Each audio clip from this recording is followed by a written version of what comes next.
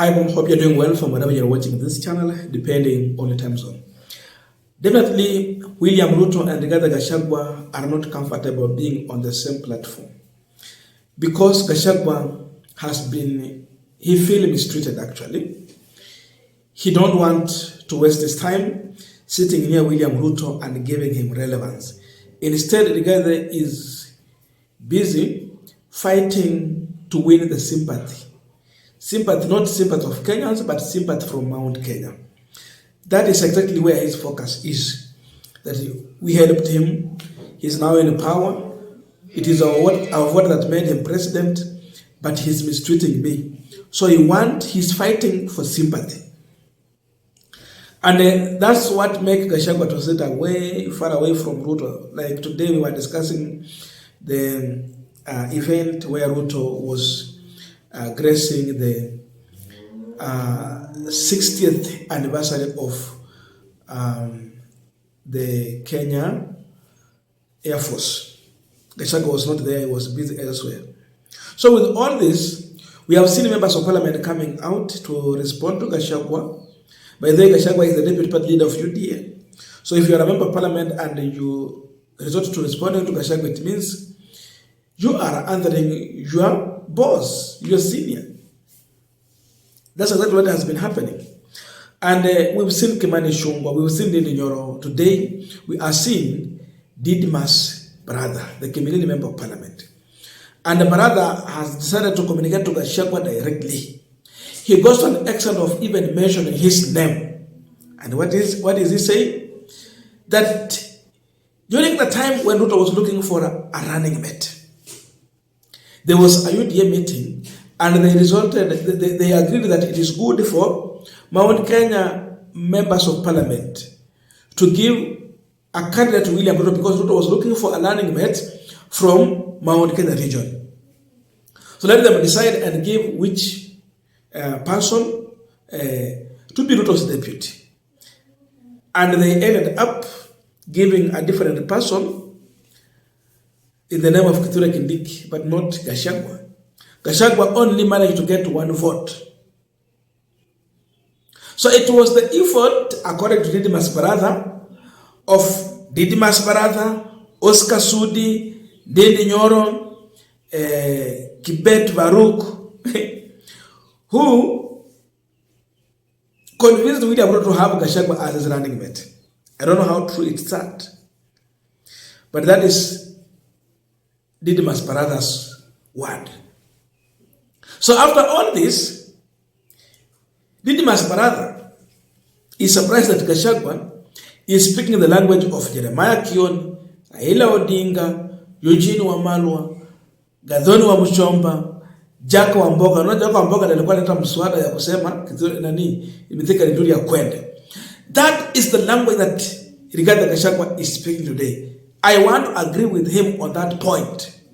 Gachagua is speaking in the opposition language in the government. So with all this, he is reminding Gachagua that he only got one vote out of 50 members of parliament in Mount Kenya. But it is only Ruto who favored him to be where he is. Therefore, he has to respect the president. That is Didim's brother, Gachagua's junior, responding to him.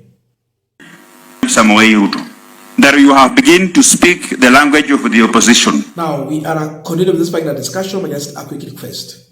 For those who are watching and who are not subscribed, please consider subscribing. To our returning subscribers, I must say thank you so much. And again, to all our viewers, please give this video a thumbs up. Thank you so much, and back to this discussion. Now, people like Didim's brother and the entire team are speaking because they have been allowed to say what they are saying. They have been deployed right, left, center to respond to one regarding Gachagua. So, if Ruto does not want anyone to speak to Gachagua like this, it just needs one call. And in 1 minute, Gachagua will not hear such kind of statement from his juniors. But because that's the politics that they are advancing for, they have been allowed to address Gachagua.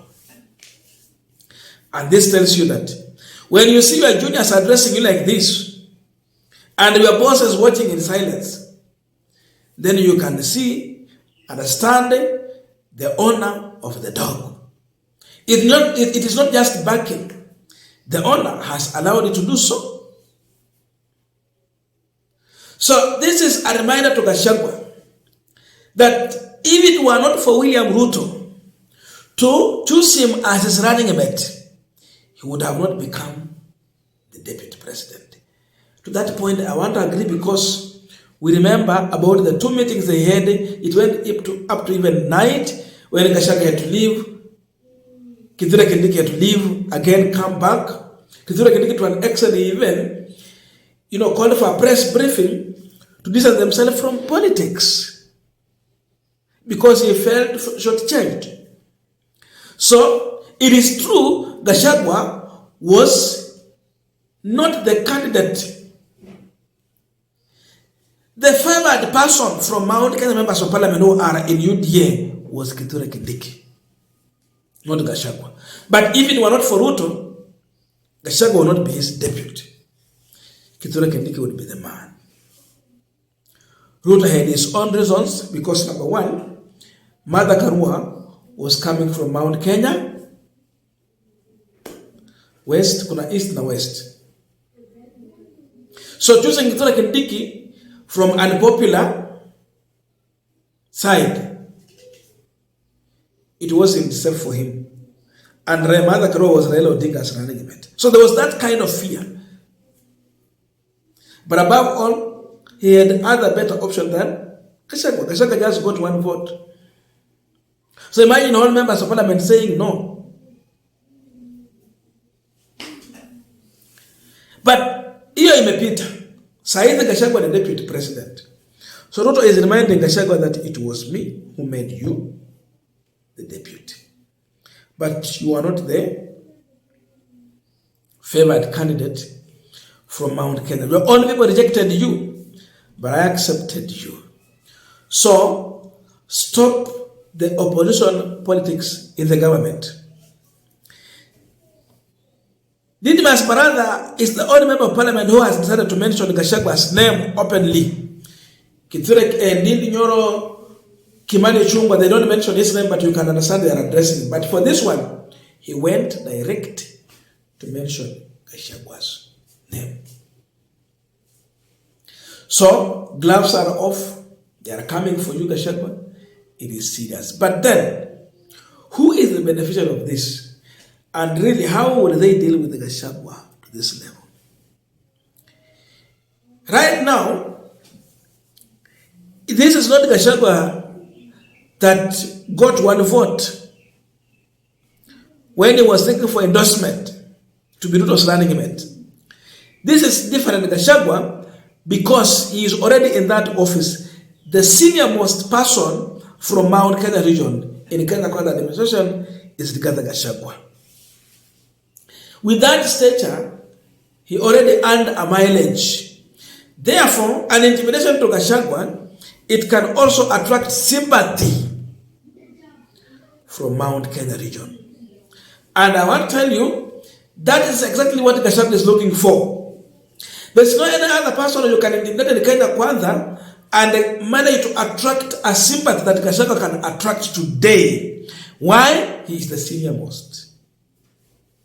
Kuja Western, kuna Musalia Mudavadi.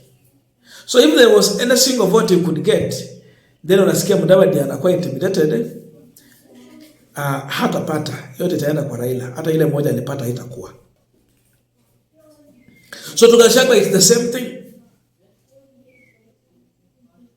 So in as much you people, you are intimidating Gachagua and throwing all manner of sentiment to Gachagua, you are also politically strengthening Gachagua.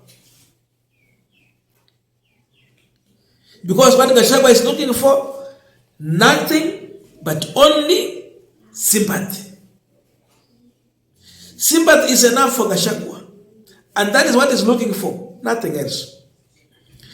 The more you attack him, the more he attracts more sympathy, because today he's not speaking William Ruto's language, he is speaking the language of the people. When people say that 1 man, 1 vote, 1 shilling, he's saying hallelujah. When people say that this finance bill is not good, he seems to be agreeing with the people. To that level, Gachagua might get the sympathy. Kuna wana tukumbuka, alifanya 1, 2, 3, Uhuru na all those. Yes, iko huko. But beside everything, as long as he's speaking the people's language, Ruto and his team is not that much safe. Only another reality. But by the fact that juniors are responding to Gachagua, it means they are chasing him away. Maybe they have another plan. They want to depend elsewhere. Hatujui mambo ya AU imekuja na mambo mengine. Politics might just change. Especially when Raila is not on ballot. So what if he win this AU? Hata kwa ballot atakuwa anaongoza kule mambo mengine. Politics might just change. So, hii ni kuambia Gachagua toka kwa chama changu. Ruto has communicated. And his boys are telling it very openly. I don't know your views, but let us put in the comment section to continue with our discussion.